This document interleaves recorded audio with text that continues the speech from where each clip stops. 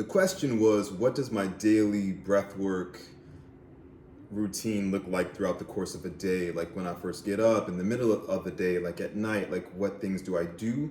So it's kind of like when the influencers do like what I eat in a day, but this is like how I breathe in a day.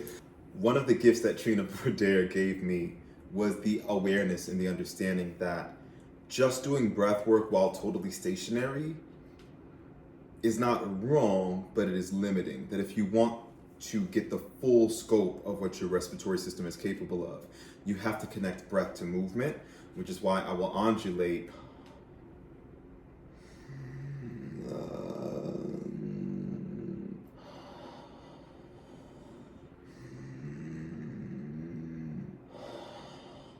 and I love to use inhaling tone because, as you can see, if now I'm kind of lengthened, but if I'm kind of crunched, which I normally would be at the start of the day, if I inhale tone well, I'm getting lengthened, my spine is getting nice and protected, I feel more supple.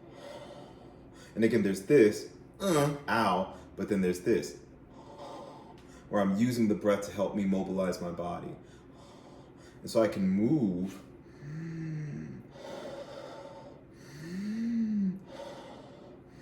with this kind of lengthened torso, which is for protection.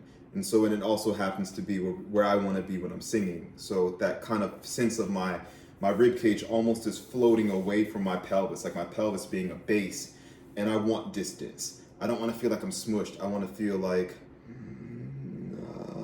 there's distance, right? So I wanna have that feeling of a long, stretchy torso, almost like a dancer's torso, even though I'm not a dancer.